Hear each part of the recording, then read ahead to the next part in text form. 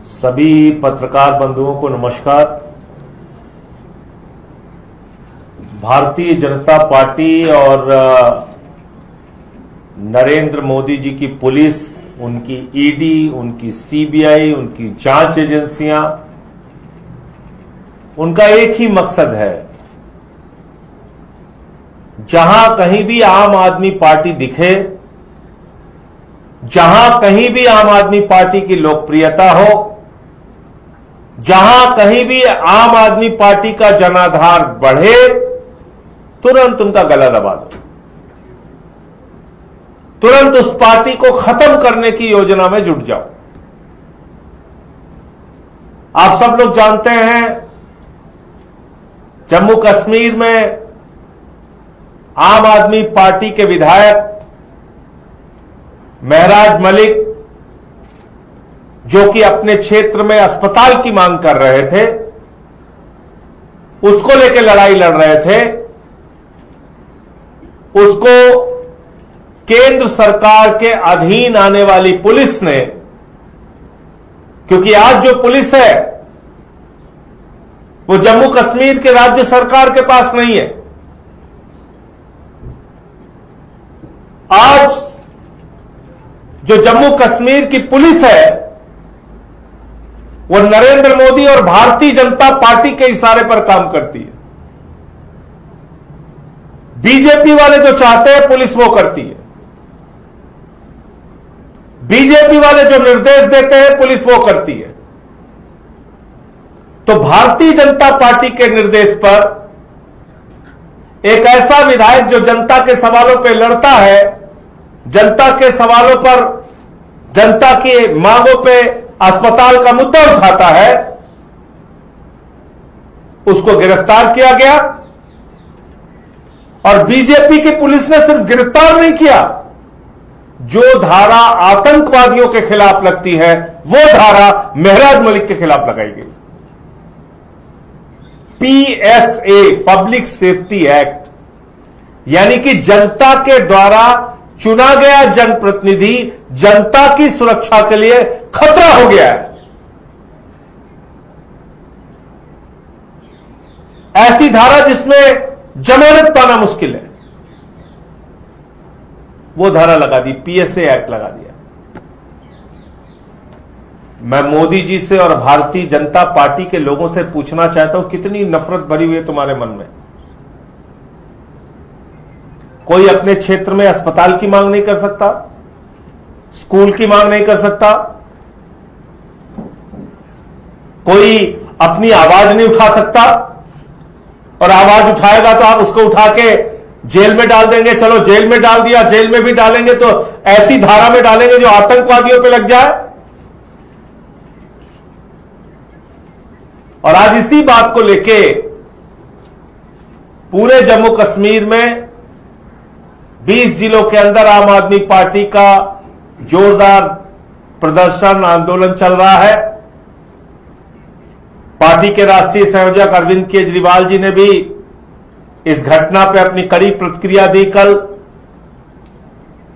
और तमाम जो एक्टिविस्ट हैं, जो तमाम लोग हैं, वहां के एमएलएज हैं, उन सब लोगों ने इस कार्रवाई को लोकतंत्र विरोधी बताया। और हैरान करने वाली बात यह है कि जो चुनी हुई असेंबली है, हंसी आएगी आपको, जो निर्वाचित विधानसभा है वहां की, उसके स्पीकर महोदय कह रहे हैं हमसे तो कोई परमिशन ही नहीं ली गई। तो भैया, जम्मू कश्मीर में कोई सरकार है भी कि नहीं है? कोई विधानसभा है भी कि नहीं है? एक विधायक को गिरफ्तार करने के पहले आप स्पीकर की परमिशन लेते हैं, पीएसए का एक्ट आपने लगा दिया।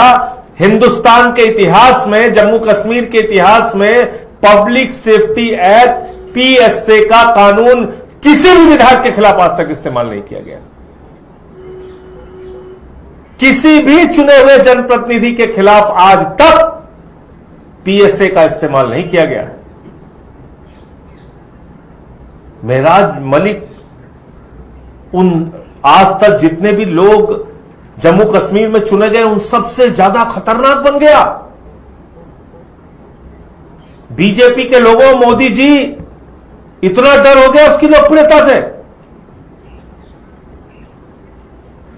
आप मुझे बताइए, आपने उसके ऊपर पीएसए रखवा दिया, वो आतंकवादी है। तो इसलिए आम आदमी पार्टी ने आज पूरे कश्मीर के अंदर, जम्मू कश्मीर के अंदर आंदोलन किया है। आगे भी इसकी लड़ाई हम लोग सड़क से लेकर सदन तक और सदन से लेकर जरूरत पड़ी तो सुप्रीम कोर्ट तक इस लड़ाई को लड़ने का काम करेंगे। ये कार्रवाई लोकतंत्र विरोधी है। भारतीय जनता पार्टी की पुलिस, मोदी जी की पुलिस की एक घटिया साजिश का हिस्सा है और ये बीजेपी की घटिया राजनीति का उदाहरण है। आम आदमी पार्टी को जितना खत्म करने का प्रयास करोगे, आम आदमी पार्टी कश्मीर से लेकर कन्याकुमारी तक और मजबूती के साथ और तेजी के साथ बढ़ेगी। उसको आप रोक नहीं सकते। मुझे इतनी बात कहनी थी। आपका कोई प्रश्न हो तो। अब वो हमारे जो वकील साहिबान हैं, पार्टी के जो राष्ट्रीय संयोजक हैं अरविंद केजरीवाल जी, हम सब लोग बैठ के इस पे बातचीत करके तय करेंगे कि आगे इस पे क्या कानूनी कार्रवाई हम लोग अपनी तरफ से कर सकते हैं। मैं भी अभी अरविंद जी से मैं मिलने जा रहा हूं और तब निर्णय लेके आपको। देखिए, प्रधानमंत्री जी अगर पंजाब के दौरे पर हैं तो सिर्फ फोटो खिंचवाने के लिए ना जाएं। पंजाब का एक बड़ा क्षेत्र पानी में डूबा हुआ है, बाढ़ से ग्रसित है। लोगों के पशुओं का नुकसान हुआ है, दुकान का नुकसान हुआ है, मकान का नुकसान हुआ है, हजारों एकड़ फसल बर्बाद हो गई है। आम आदमी पार्टी के राष्ट्रीय संयोजक अरविंद केजरीवाल जी के आह्वान पर हमारे कार्यकर्ता जमीन पे काम कर रहे हैं, पंजाब सरकार काम कर रही है। मुख्यमंत्री जी हॉस्पिटल में रह के भी वर्चुअल मीटिंग कैबिनेट की करके पंजाब के हित में निर्णय ले रहे हैं। विधायक, मंत्री, सांसद सब अपने अपने इलाके में काम कर रहे हैं, जनता के बीच में है। पंजाब के लोग जनता की सेवा में लगे हुए हैं और कल एक ऐतिहासिक निर्णय मेरे ख्याल से हिंदुस्तान में किसी सरकार ने इससे पहले नहीं लिया होगा। फसल बर्बादी का मुआवजा 20,000 रुपए एकड़ ऐलान किया हमारी सरकार ने। उससे पहले दिल्ली के अंदर केजरीवाल जी ने यह निर्णय लिया था और अभी पंजाब में निर्णय हुआ है। तो मुझे लगता है कि बड़ी त्रासदी है, सड़कें टूटी हैं, मकान, दुकान, फसल, मवेशी सब बर्बाद हुए हैं। तो प्रधानमंत्री जी से मांग है वहां के मुख्यमंत्री भगवंत मान जी की कि कम से कम 20,000 करोड़ रुपए की राहत का पैकेज पंजाब को जरूर दिया जाए और जिससे कि आगे लोगों की मदद हो सके।